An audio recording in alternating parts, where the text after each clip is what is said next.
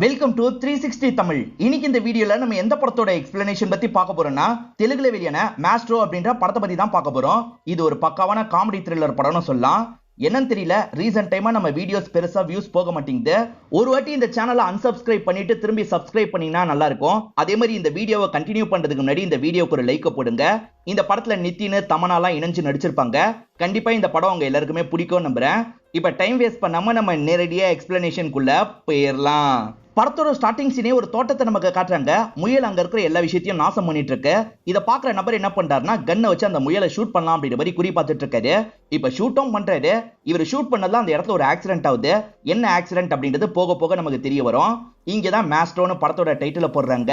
இவர் தான் இந்த படத்தோட ஹீரோவா இருப்பாரு. இவரோட பேரு அருண் அப்படின்றது. இவர் பியானிஸ்டா இருப்பாரு. அதே சமயம் இவருக்கு கண்ணு தெரியாது. இப்ப இவர் பிராக்டிஸ் எல்லாம் எடுக்கிறத நமக்கு காட்டுறாங்க. இப்ப வேலைக்காக கிளம்பிட்டு இருக்காரு. கீழ் வீட்டுல ஒரு சின்ன பையன் இருப்பான். இவருக்கு கண்ணு தெரியும்ன்ற மாதிரி அவனுக்கு ஒரு டவுட் இருக்கு. வேணும்ட்டே கயிறை வச்சு வலிய மறைக்கிறான். இவரும் அந்த இடத்துல இடிச்சிடுறாரு. இது யாரோட வேலைன்னு கேட்கிறாரு. வேற ஒருத்தங்க தான் இந்த மாதிரி கயிறை கட்டினாங்கன்ற மாதிரி இந்த சின்ன பையன் சொல்றான். பொய் சொல்லாத, இது உன்னோட வேலைன்னு எனக்கு தெரியும்ன்ற மாதிரி அந்த பையனை மிரட்டுறாரு. அதுக்கப்புறம் இந்த இடத்த விட்டு கிளம்ப ஆரம்பிக்கிறாரு. ஹீரோ ஒரு பியானோ வச்சிருக்காருல, அதுல சில ஃபால்ட் இருக்கும். அதனால செகண்ட்ஸ்ல ஏதாவது பியானோ வந்தா சொல்லுங்கன்ற மாதிரி தெரிஞ்ச அண்ணன் கிட்ட சொல்லிட்டாரு. ஹீரோ ஒரு ஆன்டிக்கு போய் கிளாஸ் எடுப்பாரு. ஏன் இப்ப போறது இல்ல அப்படின்ற மாதிரி இந்த பெரியவர் கேட்கிறாரு. அந்த ஆன்டி கிளாஸ் எல்லாம் கவனிக்க மாட்டாங்க. என் கண்ணத்தை பிடிச்செல்லாம் கிள்ளி விளையாடிட்டு இருக்காங்க. எனக்கு சுத்தமா பிடிக்கல, அதனால தான் வேலையை விட்டுட்டேன்னு சொல்றாரு. இப்ப மோகன் ஒருத்தரை காட்டுறாங்க. ஒரு டைம் பெரிய ஆக்டரா இருப்பாரு. இப்ப ஃபீல்ட் அவுட் ஆயிட்டாரு. இவரை பொறுத்த வரைக்கும் சிம்ரன் ஒரு ஒய்ஃப் இருக்காங்க. பல வயசு வித்தியாசம் இவங்க ரெண்டு பேருக்கும் இருக்கும். இவங்க ரெண்டு பேருமே ஆர்கன் டொனேஷன் பண்ணணும்னு பேசுறதுக்காக தான் ஒரு இடத்துக்கு வந்திருக்காங்க. காரணம், மோகனுக்கு பவித்ரான்னு ஒரு பொண்ணு இருப்பா. அவ தான் இந்த விஷயத்த பண்ண சொல்லியிருப்பா. இவர் இருக்கார்ல, நானும் என்னோட ஒய்ஃபும் இந்த இடத்துல தானம் பண்ண போறோம்னு சொல்லிட்டாரு. ரெண்டு பேருமே பேசி முடிச்சுட்டு கிளம்புறாங்க. பவித்ரா நீ சொன்ன மாதிரியே பண்ணிட்டோமா அப்படின்ற மாதிரி அப்பவும் கால் பண்ணி சொல்லிட்டாரு. இப்ப பேசிக்கிட்டே இவரோட ஒய்ஃப் சிம்ரனுக்கு பக்கத்துல வந்துடுறாரு. சிம்ரன் செகண்ட் ஒய்ஃப் தான். அதனால பொண்ணு இருக்கா பாத்தீங்களா, இவங்களை ஆன்டி ஆன்டின்னு தான் கூப்பிடுறா. இவங்களுக்கு லைட்டா கஷ்டமா இருக்கு. 2 வருஷம் ஆயிடுச்சுல, ஏன் இன்னும் ஆன்டின்னு கூப்பிடுறா, என் அம்மானு கூப்பிட மாட்டாளா அப்படின்ற மாதிரிலாம் கேட்டுட்டு இருக்காங்க. அதெல்லாம் போக போக சரியாயிடும், நீ சமைக்கிற வேலையை பாரு, நான் வீடியோ எடுக்கிறேன் அப்படின்ற மாதிரி வீடியோ எல்லாம் எடுத்துட்டு இருக்காரு. சிம்ரனும் பேசிக்கிட்டே வேலையெல்லாம் பார்த்துட்டு இருக்காங்க. நீ சூப்பரா பேசுற, குக்கிங் ஷோ எதுலயாவது நீ கலந்துக்கலாம் அப்படின்ற மாதிரிலாம் ஹஸ்பண்ட் சொல்லிட்டு இருக்காரு. இப்ப சடனா சிம்ரன் கோவப்படுறாங்க. 2 வருஷமா எனக்கு ஏதாவது சான்ஸ் வாங்கி தரேன்னு சொன்னீங்க. ஆனா சான்ஸே நீங்க வாங்கி தரதில்ல. என்ன நீங்க நல்லா யூஸ் பண்றதுக்காக தான் கல்யாணம் பண்ணிருக்கீங்க அப்படின்ற மாதிரிலாம் கோவப்படுறாங்க. அப்படிலாம் இல்லன்ற மாதிரி இவரும் பதட்டமா பேசுறாரு. எங்க நான் விளையாண்டேன், பயந்துட்டீங்களா அப்படின்ற மாதிரி அவங்க கேக்குறாங்க. இது கூட ஆக்டிங் பிராக்டிஸ் தான், நல்லா ஆக்ட் பண்றேன்ல, உங்களுக்கு தெரிஞ்ச ப்ரொடியூசர் கிட்ட என்ன பத்தி சொல்லுங்க அப்படின்ற மாதிரி கேக்குறாங்க. அதுக்கு என்ன, கண்டிப்பா சொல்றேன் அப்படின்ற மாதிரி இவரும் ஏத்துக்கிறாரு. ஹீரோவும் அங்கிள் கிட்ட பியானோ வேணும்னு கேட்டாரு பாத்தீங்களா, அந்த அங்கிளும் ஒரு பொண்ணு கூட கான்டாக்ட் பண்ண வச்சிருக்காரு. அந்த பொண்ணு இருக்காங்கல்ல, இந்த இடத்துக்கு வந்து உங்களை பிக்கப் பண்ணிக்கிறேன் அப்படின்ற மாதிரி சொல்லிட்டாங்க. இப்ப அந்த இடத்துக்கு அந்த பொண்ணு வந்துடுறாங்க. அந்த பொண்ணு பேரு சோஃபி அப்படின்றது. நான் இந்த கலர் ட்ரெஸ் தான் போட்டிருக்கேன், வாங்கன்ற மாதிரி சொல்லிட்டாங்க. சாரி மேடம், எனக்கு கண்ணு தெரியாதுன்னு சொல்லிட்டாரு. அதுக்கப்புறம் தான் அவரை கண்டுபிடிச்சு இவங்க பக்கத்துல வராங்க. சாரி அப்படின்ற மாதிரிலாம் சொல்லிட்டு இருக்காங்க. இல்ல உங்க தப்பு என்ன இருக்கு, ஒன்னும் பிரச்சனை இல்லை அப்படின்ற மாதிரி இவர் சொல்லிட்டாரு. கேர்ஃபுல்லா பைக்ல உட்காந்துக்கோங்கன்ற மாதிரி உட்கார வச்சிடுறாங்க. இவங்க அங்கிளை பொறுத்த வரைக்கும் ஒரு பார் தான் ரன் பண்ணிட்டு இருப்பாரு. அந்த பாருக்கு தான் ஹீரோவை கூட்டு வந்திருக்காங்க. பார்ல எப்பவுமே மியூசிக்லாம் ப்ளே பண்ணுவாங்கல்ல, அந்த மாதிரி ஒரு பியானோ இருக்கும். அதை தான் விற்கிறதுக்கு முடிவு பண்ணியிருக்காங்க. இப்ப அங்கிளும் வராரு. இவர்கிட்ட ரேட்டை சொல்லிட்டாரு. ரேட்டா 90,000 ரூபாய் சொல்லிட்டாரு. அவ்வளவு காசு என்கிட்ட இல்ல, என்ன பண்றது அப்படின்ற மாதிரி ஹீரோ யோசிக்கிறாரு. இதை ப்ளே பண்றதுக்கு ஆள் இல்லைன்னு தானே யோசிக்கிறீங்க. நான் வேணா தினமும் ஈவினிங் வந்து ப்ளே பண்றேன். என்னோட சம்பளத்தை இன்ஸ்டால்மெண்ட் மாதிரி வச்சுக்கோங்க. நானும் அடுத்த சில நாட்கள் பிராக்டிஸ் எடுத்த மாதிரி இருக்கும்னு சொல்லிட்டாரு. இதனால அங்கிளும் சோஃபியும் சரின்ற மாதிரி ஏத்துக்கிறாங்க. இப்ப சோஃபி இருக்காங்கல்ல, இவரை வீட்டுல வந்து டிராப் பண்றாங்க. தினமும் நானே வந்து கூட பிக்கப் பண்ணிக்கிறேன் அப்படின்ற மாதிரி சொல்லிட்டாங்க. இவர் சரின்னு ஏத்துக்கிறாரு. இப்ப ஹீரோவும் வேகமா வீட்டுக்குள்ள வந்துடுறாரு. வந்தவர் ஒரு லென்ஸை கலட்டுறாரு. அதாவது கண்ணு தெரியாம இருக்கிறதுக்காக இவர் வேணும்ட்டே ஒரு லென்ஸ் போட்டிருக்காரு போல, அதை தான் கலட்டுறாரு. ஹீரோயின் முகத்தை பார்க்கணும்னு வேகமா ஜன்னல் வழியா வந்து பாக்குறாரு. அதுக்குள்ள ஹீரோயின் கிளம்பி போயிடுறாங்க. இவருக்கு கண்ணு தெரியும் போல, இருந்தாலும் கண்ணு தெரியாத மாதிரி நடிக்கிறாரு. ஏன் எதுக்குன்றது தெரியல. இன்னைக்கு லென்ஸை போட வேணாம், நம்ம கண்ணு தெரியற மாதிரியே போலான்னு முடிவு பண்றாரு. இப்ப அவங்க பிக்கப் பண்றதுக்காக வந்துடுறாங்க. இவரும் அவங்களுக்கு பக்கத்துல வந்துடுறாரு. உங்க கண்ணை பார்க்கும் போது ரொம்ப நார்மலா இருக்கு, பாதிக்கப்பட்ட மாதிரியே இல்லைன்ற மாதிரி அவங்க சொல்றாங்க. பார்க்க அப்படிதான் தெரியும் அப்படின்ற மாதிரி இவரும் சொல்லிட்டாரு. ஹீரோக்கு சோஃபியை ரொம்ப பிடிக்க ஆரம்பிச்சிருது. அவங்கள ரசிச்சு பார்த்துக்கிட்டே தான் போயிட்டு இருக்காரு. இப்ப அந்த இடத்துல இவர் வாசிக்கிற வேலையெல்லாம் பாக்குறாரு. அடிக்கடி சோஃபி அந்த இடத்துக்கு வருவாங்கல்ல, அது மூலியமா இவங்க ரெண்டு பேருமே பழகுறாங்க. கொஞ்சம் கொஞ்சமா இவங்க லவ் பண்ண ஆரம்பிக்கிறதெல்லாம் ஒரு சாங் மாதிரி காட்டுறாங்க. மோகன் எதர்ச்சியா ஒரு நாள் இந்த பாருக்கு வந்திருக்காரு. ஹீரோ வாசிக்கிறது அவருக்கு ரொம்ப பிடிச்சிருது. என் பாட்டை சூப்பரா வாசிக்கிறேன் அப்படின்ற மாதிரிலாம் பாராட்டுறாரு. வேற ஒரு நாள் மோகனும் ஹீரோவை பார்க்கறதுக்காக வந்திருக்காரு. ஏன்னா அவரோட வெட்டிங் ஆனிவர்சரி சீக்கிரமா வரப்போகுது. என் ஒய்ஃபுக்காக நீ தான் வந்து ப்ளே பண்ணும், மறந்துடாது அப்படின்ற மாதிரி சொல்லிட்டாரு. கண்டிப்பா வந்துடுறேன் சார் அப்படின்ற மாதிரி ஒரு அட்ரஸை வாங்கிக்கிறாரு. நாளைக்கு தான் மோகனோட கல்யாண நாளா இருக்கும். ஆனா ஒய்ஃபை சர்ப்ரைஸ் பண்ணணும்னு நினைக்கிறாரு. நாளைக்கு ஒரு இடம் டீலிங் விஷயமா நான் வெளியே போனோம், பரவாயில்ல தானேன்னு கேட்கிறாரு. பரவாயில்ல அப்படின்ற மாதிரி ஒய்ஃபை இந்த இடத்துல ஏத்துக்கிறாங்க. ஹீரோ டிராப் பண்றதுக்காக சோஃபி வருவாங்கல்ல, அப்ப மலையில நனைஞ்சிடுறாங்க. இவரும் மாத்துறதுக்கு துணி எடுத்துட்டு வரேன் அப்படின்ற மாதிரி வேகமா துணி எடுத்துட்டு வந்து தராரு. இவருக்கு கண்ணு தெரியாதுன்றதுனால இவங்க அதே இடத்துல மாத்திட்டு இருக்காங்க. இவர் இருக்காரு பாத்தீங்களா, ஓர கண்ணால அந்த விஷயத்தை கவனிச்சிட்டு இருக்காரு. சரி நம்ம ட்ரெஸ்ஸை சேஞ்ச் பண்ணலாம் அப்படின்ற மாதிரி இவரோட ரூம் வந்துடுறாரு. இப்ப ட்ரெஸ் எல்லாம் சேஞ்ச் பண்ணிட்டு இருக்காரு. இதை நம்ம பார்க்கலான்ற மாதிரி ஈரின் பார்த்துட்டு இருக்காங்க. என்ன இவ பாக்குறான்ற மாதிரி இவர் யோசிக்கிறாரு. இந்த இடத்துல கண்ணு தெரியாத மாதிரியே மெயின்டைன் பண்ணி ட்ரெஸ்ஸை மாத்திடுறாரு. கண்ணு தெரியாத ஃபீல் எப்படி இருக்கும்னு தெரிஞ்சுக்கணுன்றதுக்காக இவங்க வேணும்ட்டே பிளைண்ட் ஃபோல்ட் பண்ணிடுறாங்க. இவங்க ரெண்டு பேருக்குமே ஒருத்தர் பிடிச்சிருக்குல்ல, ஒரு மொமெண்ட்ல இவங்க ரெண்டு பேருமே கிஸ் பண்ணிக்கிறாங்க, பிசிக்கல் ரிலேஷன்ஷிப்பும் வச்சுக்கிறாங்க. மோகன் வீட்டுக்கு வந்து மியூசிக் வாசிங்கன்ற மாதிரி சொன்னார் பாத்தீங்களா, அதனால இவரும் பிளாட்டை கண்டுபிடிச்சு வந்துடுறாரு. சிம்ரன் தான் கதவை திறக்கிறாங்க. சிம்ரனுக்கு இவர் யாருன்னு தெரியல, என்ன விஷயம்னு கேக்குறாங்க. இவரும் மோகன் சொன்ன விஷயத்தை பத்தி எல்லாம் சொல்லிட்டாரு. மோகன் வெளியே போயிட்டாரு, நீங்க கிளம்புங்க அப்படின்ற மாதிரி சிம்ரன் சொல்லிட்டாங்க. நான் வேணா வெயிட் பண்றேன் மேடம் அப்படின்ற மாதிரி இவர் சொல்லிட்டாரு. இந்த மாதிரி பேசிட்டு இருக்கும் போது எதிர் வீட்டு பாட்டி கவனிக்கிறாங்க. இதனால சிம்ரன் இருக்காங்கல்ல, சரி உள்ள வாங்கன்ற மாதிரி வேகமா உள்ள வர வச்சிடுறாங்க. சிம்ரனும் ஹஸ்பண்டுக்கு கால் பண்ணி பேசுறாங்க. எனக்கு தெரியாம சர்ப்ரைஸ் பார்ட்டி எல்லாம் பிளான் பண்ணிருக்கீங்க போல, சரி அவர் வந்துட்டாரு, கிளம்பி வாங்கன்ற மாதிரி சொல்லிட்டாங்க. அவர் 5 நிமிஷத்துல வந்துருவாருன்ற மாதிரி ஹீரோ கிட்ட சொல்லிட்டாங்க. அது சரி எப்பத்துல இருந்து உங்களுக்கு கண்ணு தெரியாதுன்னு கேக்குறாங்க. இவரும் சின்ன வயசுல இருந்து அப்படின்ற மாதிரி சொல்லிட்டாரு. வாசிச்சிட்டு இருக்க ஹீரோ சட்டுன்னு ஷாக் ஆயிடுறாரு. ஏன்னா அந்த இடத்துல ஒரு நபர் இறந்த மாதிரி விழுந்து கிடக்குறாரு. இது யாரு அப்படின்ற மாதிரிலாம் ஹீரோ யோசிச்சுட்டு இருக்காரு. நான் ரெஸ்ட் ரூம் மட்டும் யூஸ் பண்ணிக்கலாமான்னு கேக்குறாரு. அதுக்கு என்ன, நான் கூட்டு போறேன் அப்படின்ற மாதிரி சிம்ரனும் கையை பிடிச்சு கூட்டு வந்துடுறாங்க. இவர் பாத்ரூம் வந்ததுக்கு அப்புறமும் நடிச்சிட்டு இருக்காரு. காரணம் என்னன்னு பாத்தீங்கன்னா, பாத்ரூம்குள்ள வேற ஒரு நபர் ஒளிஞ்சிருக்காரு. கண்ணை வச்சுட்டு தான் ஒளிஞ்சிருக்காரு. அவர் முன்னாடியும் கண்ணு தெரியாத மாதிரி இவர் நடிச்சிடுறாரு. இப்ப திரும்பி நடந்து போகும்போது அங்க விழுந்து கிடக்கிற நபரோட முகத்தை பாக்குறாரு. வேற யாரும் இல்ல, மோகன் தான் இறந்து போயிருக்காரு. இப்பதான் மோகனுக்கு என்ன நடந்தது அப்படின்றத நமக்கு காட்டுறாங்க. மோகன் இருக்கார்ல, பிசினஸ் மீட்டிங்காக போறேன்னு வெளியே போயிருப்பாரு. ஆனா ஒய்ஃபை சர்ப்ரைஸ் பண்றதுக்காக பாதிலேயே வராரு. பார்த்தா ஒய்ஃப் இவரை சர்ப்ரைஸ் பண்ணிடுறாங்க. இதை பார்த்து ஷாக் ஆயிருப்பாரு. அந்த இடத்துல இருக்க பாய் ஃப்ரெண்ட் இருக்கான் பாத்தீங்களா, ஷூட் பண்ணி காலி பண்ணிருப்பான். சிம்ரன் பாய் ஃப்ரெண்டா ஒருத்தர் இருக்காரு பாத்தீங்களா, அவரோட பேரு பாபி அப்படின்றது. பாபியும் சிம்ரனும் சேர்ந்த மாதிரி அந்த பாடியை பேக் பண்ற வேலையெல்லாம் பார்த்துட்டு இருக்காங்க. அதே சமயம் இந்த இடத்துக்கு ஹஸ்பண்ட் வந்த மாதிரிலாம் ஹீரோ கிட்ட நடிச்சிட்டு இருக்காங்க. மோகன் வரல, மோகன் வாய்ஸ போன் மூலியமா தான் இவங்க காட்டுறாங்கன்னு இவருக்கு தெரியுது.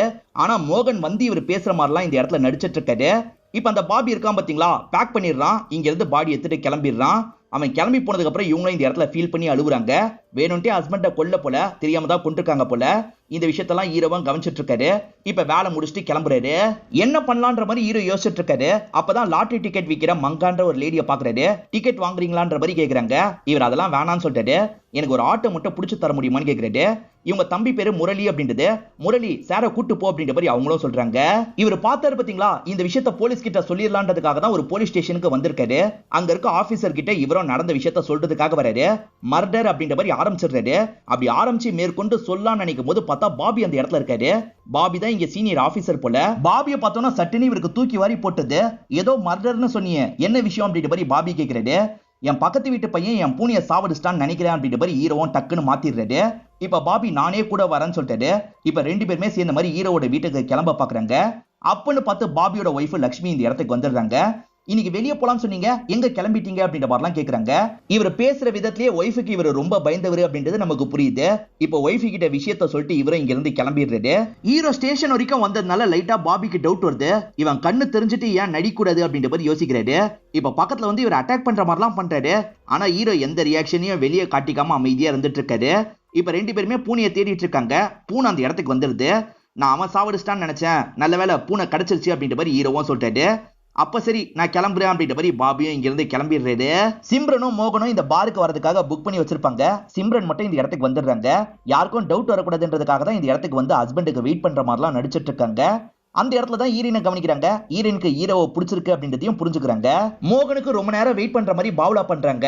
ரொம்ப நேரம் வெயிட் பண்ணிட்டேன், கால் பண்ணாலும் அவர் எடுக்க மாட்டாரு, நான் கிளம்புறேன் அப்படின்ற மாதிரி ஓனர் கிட்ட சொல்லிட்டு இங்க இருந்து கிளம்பி போயிடுறாங்க. இப்ப மோகனோட பாடி ஒரு இடத்துல கிடைச்சிருக்கு அப்படின்ற மாதிரி நியூஸ் சேனல்ல சேர்ந்தவங்க எல்லாம் சொல்லிட்டு இருக்காங்க. அதே சமயம் சிம்ரன் கிட்டயும் கேள்வி எல்லாம் கேக்குறாங்க. ஆனா சிம்ரன் கேள்விக்கெல்லாம் பதில் சொல்ல விரும்பலன்னு கிளம்புறாங்க. இப்ப பாத்ரூம் போறதுக்காக ஒரு நபர் வராரு. பார்த்தா பாத்ரூம் போற இடத்துல ஒரு வாட்ச் இருக்கு. காஸ்ட்லி வாட்ச் மாதிரி இருக்கேன்ற மாதிரி அந்த வாட்ச் எல்லாம் இவர் எடுத்து பார்த்துட்டு இருக்காரு. அது மோகனோட வாட்சா இருக்கும். மோகன் வாட்ச் எப்படி உன்கிட்ட வந்தது அப்படின்ற மாதிரிலாம் அவர் அடிக்கிறாங்க. வேணும்ட்டே ஒருத்தரை ஃப்ரேம் பண்றதுக்காக இந்த மாதிரி பண்றாங்க. என் அப்பாக்கு என்னாச்சு அப்படின்ற மாதிரிலாம் பவித்ரா கேட்டுட்டு இருக்கா. ஹீரோவையும் விசாரணைக்காக வர வச்சிடுறாங்க. நீங்க வாசிச்சுட்டு இருக்கும் போது மோகன் வந்திருக்காரு, அதுக்கப்புறம் தான் கிளம்பியிருக்காரு, அப்படிதானே அப்படின்ற மாதிரி கேக்குறாங்க. அப்படிதான் அப்படின்ற மாதிரி இவரும் சொல்லிட்டாரு. சரி சைனை போடுங்க அப்படின்ற மாதிரி ஹீரோ கிட்ட சைனை வாங்கிடுறாங்க. ஏமாத்தி சைனை வாங்கிட்டாங்களே அப்படின்ற மாதிரி யோசிக்கிறாரு. இப்ப அவருக்கான இறுதி சடங்குலாம் நடந்துட்டு இருக்கு. அந்த இடத்துல வச்சு சிம்ரனும் ரொம்ப சோகமாலாம் பேசிட்டு இருக்காங்க. ஆனா பக்கத்து வீட்டு பாட்டிக்கு ஒரு டவுட் இருக்கு. அது சம்பந்தமா இன்ஸ்பெக்டரோட அசிஸ்டன்ட் கிட்ட பேசுறாங்க. இந்த கண்ணு தெரியாத பையன் வீட்டுக்குள்ள போறதுக்கு முன்னாடி வேற ஒரு நபர் வீட்டுக்குள்ள போனாரு, பாடி பில்டர் மாதிரி இருந்தாருன்னு பாட்டி சொல்றாங்க. அதாவது பாபியை மீன் பண்ணி தான் சொல்றாங்க. இதனால பாபி அசிஸ்டன்ட் இருக்காரு பாத்தீங்களா, பாட்டி இந்த மாதிரி சொன்னாங்களே அப்படின்ற மாதிரி இவங்க கிட்ட விசாரிக்கிறது. அது பீஸா டெலிவரி பாய் தான், பீஸா தந்துட்டு போயிட்டான்ற மாதிரி சிம்ரன் சமாளிக்கிறாங்க. மோகன் இருக்காரு பாத்தீங்களா, ஹீரோவை பத்தி பொண்ணு பவித்ரா கிட்ட சொல்லிருப்பாரு. பவித்ராவும் அந்த விஷயத்த பத்தி சொல்றாங்க. எனக்கும் சொல்லி கொடுக்க வீட்டுக்கெல்லாம் வாங்கன்ற மாதிரி சொல்றாங்க. ஹீரோ சரின்னு ஏத்துக்கிறாரு. இப்ப பாபி ஒய்ஃபு கூட சேர்ந்து சாப்பிட்டு இருக்காரு. அசிஸ்டன்ட் இருக்காருல, அந்த வீட்டுக்குள்ள வேற யாரோ போயிருக்காங்க, பாட்டி பாத்திருக்காங்க அப்படின்ற மாதிரி சொல்லிட்டு இருக்காரு. இதை கேட்கிற பாபிக்கு ஷாக்கிங்கா இருக்கு. அதே மாதிரி ஒய்ஃப் என்ன சொல்றாங்கன்னா, 2 பேருக்குமே ஏஜ் டிஃபரன்ஸ் ரொம்ப அதிகம், கண்டிப்பா அந்த சிம்ரன் அஃபேர் வச்சிருக்க வாய்ப்பு இருக்கு அப்படின்ற மாதிரிலாம் சொல்லிட்டு இருக்காங்க. என்ன 2 பேருமே புட்டு புட்டு வைக்கிறாங்கன்னு பாபியும் யோசிக்கிறாரு. அந்த பாட்டி மூலியமா வரைஞ்சா என்னன்ற மாதிரி அசிஸ்டன்ட் கேட்கிறாரு. இதனால பாபிக்கு பயம் அதிகமாகுது. பாட்டியோட கதையை முடியுன்ற மாதிரி சிம்ரன் கிட்ட சொல்லிடுறாரு. சிம்ரன் இருக்காங்கல்ல, எனக்கு தலைவலிக்குது, மாத்திரை மட்டும் வாங்கிட்டு வரியான்னு கேக்குறாங்க. பவித்ரா கிளம்பிடுறா. இதனால சிம்ரனும் பாட்டி வீட்டுக்கு வந்துடுறாங்க. தலை பயங்கரமா வலிக்குது, மாத்திரை கிடைக்குமான்னு கேக்குறாங்க. ஃப்ரீயா இருந்தா வீட்டுக்கு வந்து சொல்லித்தாங்கன்ற மாதிரி பவித்ரா சொன்னா பாத்தீங்களா, அது ஹீரோக்கு தோணுது. சரி வீட்டுக்கு போவோன்ற மாதிரி வீட்டுக்கு போயிட்டு இருக்காரு. இந்த இடத்துல பாட்டியும் மாத்திரை எடுத்துட்டு வந்துடுறாங்க. இன்னமா அப்படின்ற மாதிரி சிம்ரன் கிட்ட தராங்க. இப்ப சிம்ரன் இருக்காங்கல்ல, சடனா அவங்களோட காலை பிடிச்சு அவங்கள மாடியில இருந்து தள்ளி விட்டுறாங்க. அப்பன்னு பார்த்து லிப்டோட கதை ஓபன் ஆகுது. இதை இவர் பாத்துறாரு. பார்த்தவர் பயத்துல ஸ்டிக்கர் கீழே போட்டுறாரு. இவனுக்கு ஒருவேளை கண்ணு தெரியுமா அப்படின்ற மாதிரி இவங்க யோசிக்கிறாங்க. ஆனா ஹீரோ கண்ணு தெரியாத மாதிரி இந்த இடத்துல மெயின்டைன் பண்ணிடுறாரு. பாட்டி ஆக்சிடென்டலா இறந்து போயிட்டாங்க அப்படின்ற மாதிரி எல்லாருமே இந்த இடத்துல பேசிக்கிறாங்க. இப்ப ஹீரோ இருக்கார்ல, வேக வேகமா இவரோட வீட்டுக்கு வராரு. உடனே ஹீரோயினுக்கு கால் பண்ணிட்டாரு. ஒரு முக்கியமான விஷயத்த உங்ககிட்ட பேசணும், நீ சீக்கிரமா வீட்டுக்கு கிளம்பி வான்ற மாதிரி சொல்லிட்டு இருக்காரு. இந்த சின்ன பையனுக்கு இவருக்கு கண்ணு தெரியும்ன்ற மாதிரி ஒரு டவுட் இருக்குல்ல, சீக்கிரட்டா வீடியோ எடுக்கணும் அப்படின்ற மாதிரி வீடியோ எடுக்கிறான். ஹீரோ பாட்டுக்கு நார்மலா வேலை பாக்குறாரு. அது எல்லாமே இந்த வீடியோல ரெக்கார்ட் ஆயிருது. இப்ப யாரோ கதவை தட்டுறாங்க. ஹீரோயினா தான் இருக்குன்ற மாதிரி ஹீரோ கதவை திறக்கிறாரு. பார்த்தா இந்த இடத்துக்கு சிம்ரன் வந்திருக்காங்க. இவர் பயங்கரமா ஷாக் ஆயிடுறாரு. கோயிலுக்கு போயிட்டு வந்தேன், பிரசாதம் எடுத்துக்கோன்ற மாதிரி தராங்க. இவரும் பிரசாதத்தை எடுத்து சாப்பிட்டுறாரு. எனக்கு ஒரு காஃபி மட்டும் கிடைக்குமான்ற மாதிரி சிம்ரன் கேக்குறாங்க. இருங்க மேடம், போட்டு எடுத்துட்டு வரேன் அப்படின்ற மாதிரி இவரும் கிச்சனுக்கு போடுறதுக்காக வந்துடுறாரு. இந்த மாதிரி இவர் போட்டுட்டு திரும்புறாருல, அந்த இடத்துல சிம்ரனும் மாஸ்க் போட்ட மாதிரி உட்காந்து இருக்காங்க. சட்டுன்னு இவர் பயப்படுறாரான்னு செக் பண்றதுக்காக தான் இப்படி பண்றாங்க. இவர் பயப்படாம மெயின்டைன் பண்ணிடுறாரு. 2 காஃபி அந்த இடத்துக்கு எடுத்துட்டு வந்துடுறாரு. அந்த இடத்த வச்சு சுகர்லாம் மிக்ஸ் பண்ணிட்டு இருக்காரு. அப்படி இவருக்கு மிக்ஸ் பண்ணும் போது அதுல வேணும்ட்டே ஒன்ன கலக்குறாங்க. விஷத்தை தான் கலக்குறாங்க போல அப்படின்ற மாதிரி இவர் யோசிக்கிறாரு. இவர் குடிக்காம எப்படியாவது தப்பிக்கணும்ல, அதனால குடிக்காம அவாய்ட் பண்ணிட்டு இருக்காரு. ஏன் வச்சுக்கிட்டே இருக்க, குடின்ற மாதிரி இவங்க சொல்றாங்க. தெரியாம காஃபி கீழே சிந்தின மாதிரி நடிக்கிறாரு. ஆனா சிம்ரனுக்கு டவுட் அதிகமாயிருது. சட்டுன்னு ஒரு கன் எடுத்து காட்டுறாங்க. இவர் ஆன்சர்லாம் பண்றாரு. உனக்கு கண்ணு தெரியும்னு எனக்கு தெரிஞ்சிருச்சுடா, இப்ப மாட்டினியா அப்படின்ற மாதிரி இவங்களும் கோவமா பேசிட்டு இருக்காங்க. ஆமா மேடம், எனக்கு கண்ணு தெரியும், ப்ளீஸ் என்ன விட்டுருங்க அப்படின்ற மாதிரிலாம் இவர் கேட்கிறாரு. நல்லா கண்ணு தெரியுதுல, அப்புறம் எதுக்காக கண்ணு தெரியாத மாதிரி நடிச்சிட்டு இருக்க அப்படின்ற மாதிரி சிம்ரன் கோவமா கேக்குறாங்க. இவர் பியானோ வாசிக்கிறார்ல, இவரோட ஃபுல் ஃபோக்கஸ் அது வாசிக்கிறதுல இருக்கணும்னு யோசிச்சிருப்பாரு. அதனால தான் இந்த மாதிரிலாம் இவர் ட்ரை பண்ணிட்டு இருக்காரு. இது ஒரு எக்ஸ்பெரிமெண்ட் தான் மேடம், நான் கண்டிப்பா உங்களை பத்தி சொல்ல மாட்டேன், விட்டுருங்கன்னு கேக்குறாரு. அப்பன்னு பார்த்து இவருக்கு இந்த இடத்துல மயக்கலாம் வர ஆரம்பிக்குது. மேடம், எனக்கு லட்டுல என்ன கலந்து தந்தீங்கன்ற மாதிரி கேட்டுக்கிட்டே மயங்கிடுறாரு. ஆக்சுவலா இவங்க பிரசாதத்துல கலந்து தந்திருப்பாங்க. இப்ப ஹீரோயினும் ஹீரோவை பாக்குறதுக்காக வந்திருக்காங்க. அப்ப இந்த சின்ன பையன் இருக்கான்ல, அவருக்கு நல்லா கண்ணு தெரியும், இந்த வீடியோவை பாருங்க அப்படின்ற மாதிரி வீடியோவை காட்டுறான். ஹீரோக்கு கண்ணு தெரியும்ன்றது இவங்களுக்கு புரிஞ்சிருது. இவங்களும் கோவமா கதவை தட்டிட்டு இருக்காங்க. பார்த்தா கதவை சிம்ரன் திறக்கிறாங்க. அதுவும் அரையும் குறையுமா ட்ரெஸ்ஸை போட்டு திறக்கிறாங்க. சிம்ரன் கூட இவன் ஒன்னா இருந்திருக்கான்றது இவங்களுக்கு புரியுது. இப்ப கோவமா எழுப்ப பாக்குறாங்க. அவர் மயக்கத்துல இருக்காரு. என்ன பேசி மயக்கின மாதிரி தான் உங்களையும் பேசி மயக்கி இருக்கான். இவனுக்கு உண்மையில கண்ணு தெரியும், நீங்க இதுக்கப்புறமாவது கவனமா இருங்கன்ற மாதிரி ஹீரோயின் சொல்லிட்டாங்க. இப்ப கோவமா இந்த இடத்தை விட்டு கிளம்பிடுறாங்க. கொஞ்ச நேரம் கழிச்சு தான் ஹீரோ கண் முடிக்கிறாரு. கண்ணை முழிச்சாலும் இவருக்கு கண்ணு தெரிய மாட்டேங்குது. என்ன கண்ணு தெரிய மாட்டேங்குது அப்படின்ற மாதிரி யோசிக்கிறாரு. என்னென்னமோ பண்ணி பாக்குறாரு. ஆனா இவருக்கு கண்ணு தெரியல. இன்னமும் சிம்ரன் இங்கதான் இருக்காங்க. எனக்கு என்ன பண்ணீங்க, கண்ணு தெரியலன்னு சொல்றாரு. ஏற்கனவே உனக்கு கண்ணு தெரியாதுல்ல, அதே மாதிரி இருந்துக்கோ, போக்கஸோட உன்னோட வேலையை பாரு அப்படின்ற மாதிரி கிண்டல் பண்ணிட்டு இங்க இருந்து கிளம்ப பாக்குறாங்க. அப்ப இந்த சின்ன பையன் இருக்கான் பாத்தீங்களா, அவருக்கு கண்ணு தெரியும், என்கிட்ட வீடியோ இருக்கு அப்படின்ற மாதிரி காட்டுறான். இவங்க இருக்காங்கல்ல, அந்த வீடியோவை டெலீட் பண்ணி இந்த பையன் கிட்ட தந்துடுறாங்க. ஹீரோவும் நடந்த விஷயத்தெல்லாம் ஹீரோயின் கிட்ட சொல்லலாம் அப்படின்ற மாதிரி ஹீரோயினுக்கு கால் பண்ணிட்டாரு. இதுக்கப்புறம் நீ சொல்ற எதையும் நான் நம்புறதுக்கு தயாரா இல்ல, என்னை ஏமாத்திட்டல, காலை வையின்ற மாதிரி சொல்லிட்டாங்க. இப்ப இவருக்கும் என்ன பண்றதுன்னு தெரிய மாட்டேங்குது. அவனை கொல்லாம எதுக்காக விட்டு வந்த அப்படின்ற மாதிரி பாபி கேட்கிறாரு. எத்தனை கொலையை நானே பண்றது, உனக்கு வேணா நீயே பண்ணிக்கோ அப்படின்ற மாதிரி சொல்லிட்டாங்க. அன்னைக்கு மோகனை ஷூட் பண்ணி நீ தப்பு பண்ணிட்ட, மோகன் கிட்ட நான் கெஞ்சி கேட்டிருந்தானே என்ன மன்னிச்சு விட்டுருப்பாரு, நீ தான் அவசரப்பட்டு ஷூட் பண்ணி சாவடிச்சிட்ட அப்படின்ற மாதிரிலாம் கோவப்படுறாங்க. சரி கோவப்படாத, நான் பாத்துக்கிறேன் அப்படின்ற மாதிரி பாபி சொல்றாரு. ஹீரோவும் வேற ஊர்ல போய் செட்டில் ஆயிக்கலாம் அப்படின்ற மாதிரி திங்ஸ் எல்லாம் எடுத்து வச்சுட்டு கிளம்ப பாக்குறாரு. ஆனா பாபி இருக்காரு பாத்தீங்களா, ஒரு தூக்கு கயிறு மாதிரி செட் பண்ணி வச்சிருக்காரு. அதுல இவரை மாட்ட வச்சிடணும் அப்படின்ற மாதிரிலாம் சாவடிக்க ட்ரை பண்ணிட்டாரு. கண்ணு தெரியாமையே பாபி கூட சண்டை போடுறாரு. பாபி கிட்ட இருந்து தப்பிச்சு இங்க இருந்து ஹீரோ கிளம்பிடுறாரு. ஹீரோவும் வேற ஊருக்கு போறதுக்காக ரயில்வே ஸ்டேஷன்ல உட்காந்துருக்காரு. அந்த இடத்துக்கு பவித்ரா வராங்க. ஃப்ரெண்டை டிராப் பண்றதுக்காக தான் வந்தேன், நீங்க என்ன பண்றீங்கன்னு கேக்குறாங்க. இவரும் பவித்ரா கிட்ட விஷயத்த சொல்லிடலாம்னு நினைக்கிறாரு. இப்ப சொல்றதுக்காக ஆரம்பிக்கிறாரு. அப்பன்னு பார்த்து சிம்ரனோட சென்ட் ஸ்மெல் இவருக்கு வருது. இதனால அமைதியாயிடுறாரு. பார்த்தா பவித்ராக்கு பக்கத்துல சிம்ரனும் நின்னுட்டு இருக்காங்க. நீ சொல்லாம இருந்ததும் நல்லதா போச்சு, நீ சொல்லி இருந்தன்னு வச்சுக்கோ இவ கதையும் நாங்க முடிச்சிருப்போம். நீ ஊருக்கு போன நினைச்ச பத்தியா, இதான் நீ எடுத்த கரெக்டான முடிவு, ஒழுங்கா ஊருக்கு போயிடு அப்படின்ற மாதிரி இவங்களே ட்ரெயின் ஏத்தி இவரை அனுப்பி வச்சிடுறாங்க. இவர் ட்ரெயின்ல போயிட்டு இருக்கும் போது சில விஷயங்களை யோசிச்சு பாக்குறாரு. அதாவது பவித்ராவே இவங்க சாவடிச்சிட்டா என்ன பண்றது அப்படின்ற மாதிரி யோசிக்கிறாரு. அவ சின்ன பொண்ணு, காப்பாத்தணும் அப்படின்ற மாதிரிலாம் இவருக்கு தோணுது. ஹீரோவும் ரயில்வே ஸ்டேஷனை விட்டு வேகமா வெளியே ஓடி வராரு. அப்ப தெரியாதனமா ஒரு வண்டி இவர் மேல மோதிருது. சின்னதா ஒரு ஆக்சிடென்ட் ஆயிருது. இவர் கண்முழிக்கும் போது ஒரு டாக்டர் தான் இவருக்கு பக்கத்துல இருக்காரு. அதே சமயம் இந்த இடத்துல தான் மங்காவும் முரளியும் இருக்காங்க. சார், ஏற்கனவே ஆட்டோல உங்களை கூட்டு போனல, நான் தான் உங்களை காப்பாத்தினேன் அப்படின்ற மாதிரி முரளி சொல்றாரு. கண்ணை ஏதாவது பண்ண முடியுமா பாருங்கன்னு ஹீரோ சொல்றாரு. டாக்டரும் செக் பண்ணி பாக்குறாரு. உங்களோட குரூப்பை தெரிஞ்சுக்கிறதுக்காக பிளட் எடுத்துக்கிறேன் அப்படின்ற மாதிரி கொஞ்சம் பிளட் எடுத்துக்கிறாரு. அதே மாதிரி முரளியும் மங்காவும் இவரை நல்லபடியா பாத்துக்கிறாங்க. ஆனா இது எல்லாத்துக்கும் ஒரு காரணம் இருக்கும். ஹீரோக்கு கண்ணு தெரியல, அவரை இந்த டாக்டர் கிட்ட விக்க தான் செஞ்சிருக்காங்க. கிட்னியை எடுத்துக்கோங்கன்னு சொல்றாங்க. அந்த டாக்டர் ஆபரேஷன் முடியிற வரைக்கும் இருங்கன்னு சொல்லிட்டாரு. இப்ப ஆபரேஷனுக்காக ஹீரோவை கூட்டு போயிட்டு இருக்காங்க. ஆனா ஹீரோ கிட்ட ஸ்கேனுக்காக தான் வந்திருக்கோம் அப்படின்ற மாதிரி சொல்றாங்க. அப்பன்னு பார்த்து டாக்டருக்கு திரும்ப திரும்ப வீட்டுல இருந்து கால் வருது. நான் ஆபரேஷன்ல இருக்கேன், அப்புறமா கால் பண்ணுங்கன்ற மாதிரி சொல்லிட்டாரு.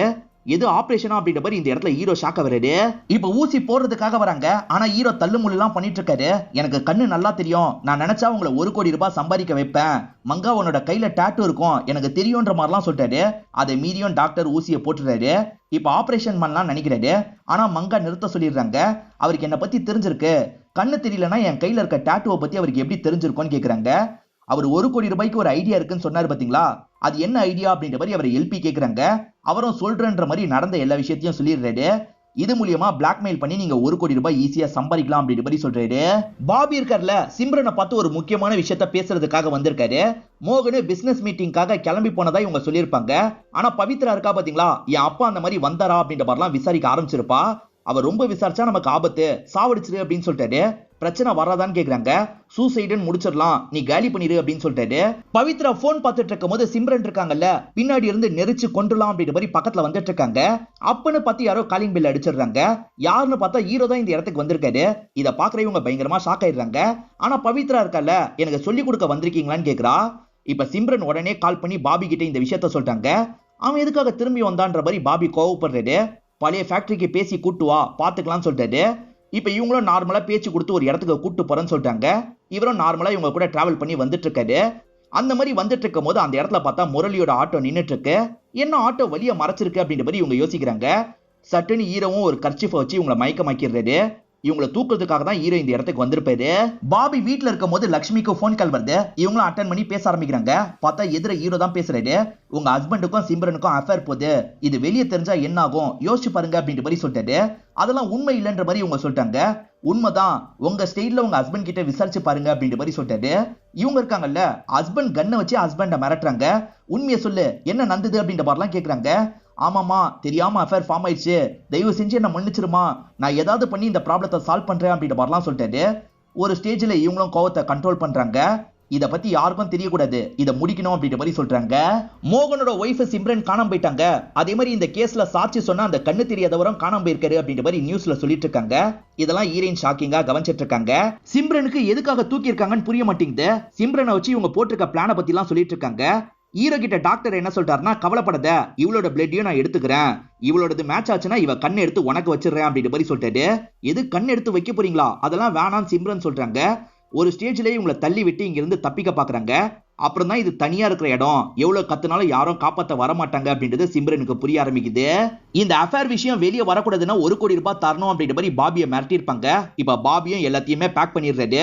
சீக்கிரமா போய் விஷயத்தை முடிச்சுட்டு வாங்கன்ற மாதிரி ஒய்ஃபும் சொல்லி அனுப்பி வைக்கிறாங்க.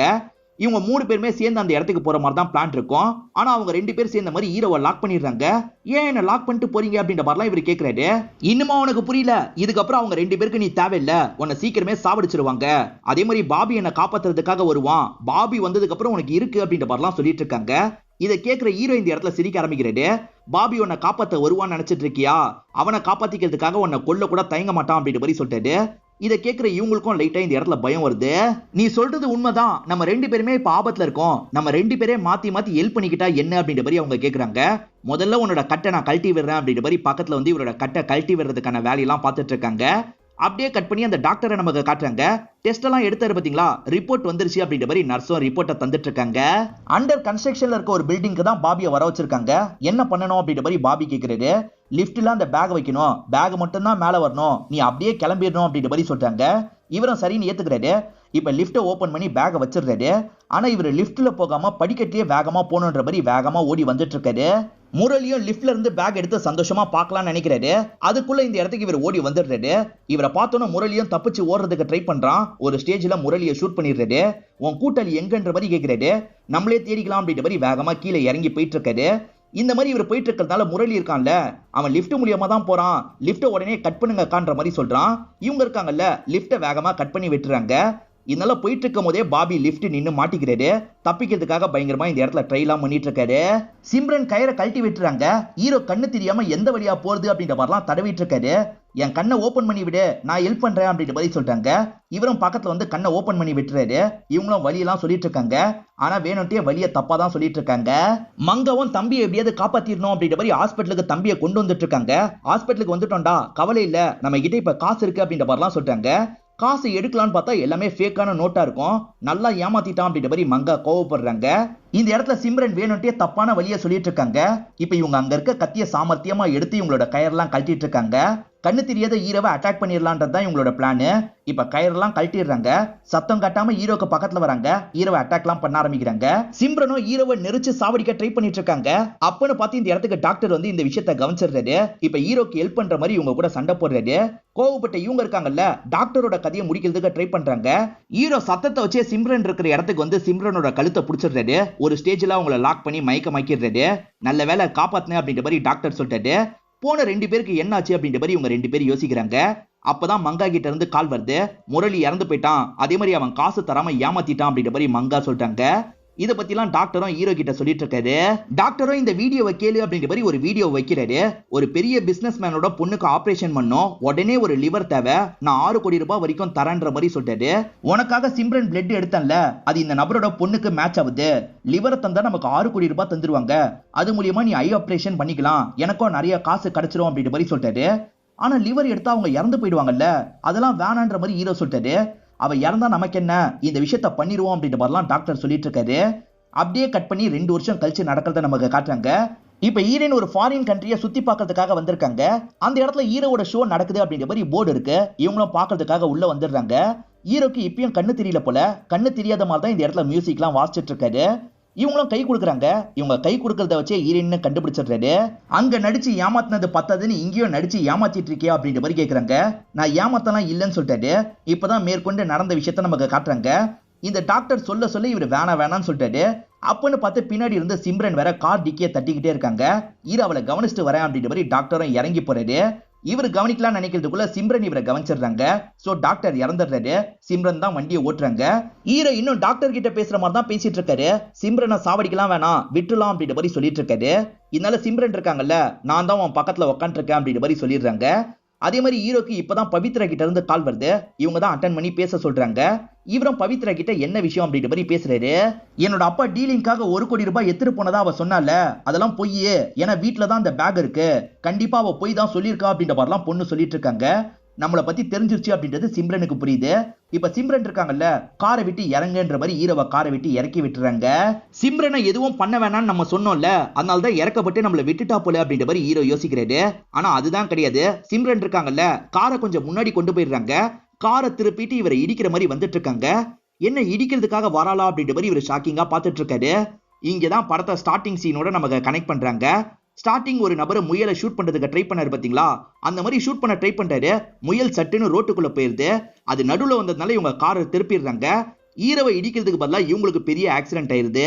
சிம்ரன் அங்கேயே இறந்து போயிட்டாங்க, எனக்கும் கண் பார்வை திரும்பி கிடைக்கல அப்படின்ற மாதிரி சொல்றாரு. இவர் உண்மையதான் சொல்றாரு போல அப்படின்ற மாதிரி ஹீரோயின் யோசிக்கிறாங்க. இப்ப ஹீரோயின் இருக்காங்கல்ல, நான் இன்னும் கொஞ்ச நாள் இங்கதான் இருப்பேன், நாளைக்கு மீட் பண்ணலாம்னு சொல்லிட்டாங்க. கண்டிப்பா மீட் பண்ணலாம் அப்படின்ற மாதிரி ஹீரோவும் இந்த இடத்தை விட்டு கிளம்புறாரு. ஹீரோ ஸ்டிக்கை யூஸ் பண்ணி தான் நடந்து போயிட்டு இருக்காரு. ஆனா ஒரு வேஸ்ட் டின்ன பாக்குறாரு, அதை கரெக்டா தட்டுறாரு. கண்ணு தெரியாம எப்படி தட்ட முடியும்ன்ற ஒரு கேள்வி வரும். இப்பதான் ஒரு விஷயத்தை நமக்கு காட்டுறாங்க. ஸ்டார்டிங்கே மோகனும் சிம்ரனும் ஆர்கனெல்லாம் டொனேட் பண்ணிருப்பாங்க. சிம்ரன் வேற இறந்து போயிட்டாங்கல்ல, அதனால தான் ஹீரோக்கு கண்ணு கிடைச்சது அப்படின்ற மாதிரி நமக்கு காட்டுறாங்க. இருந்தாலும் ஹீரோயின் கிட்ட கண்ணு தெரியலன்ற மாதிரி இவர் பொய் சொல்லியிருக்காருன்னு காட்டுறாங்க. இதோட இந்த படம் முடியுது. இந்த படம் உங்க எல்லாருக்குமே பிடிச்சிருக்கும் நம்புறேன். இந்த வீடியோ உங்களுக்கு பிடிச்சிருந்ததுன்னா லைக் பண்ணுங்க, கமெண்ட் பண்ணுங்க, மறக்காம 360 தமிழ் சேனலை சப்ஸ்கிரைப் பண்ணுங்க. தொடர்ச்சியா இந்த மாதிரி வீடியோக்கள் வந்துகிட்டே தான் இருக்கும்.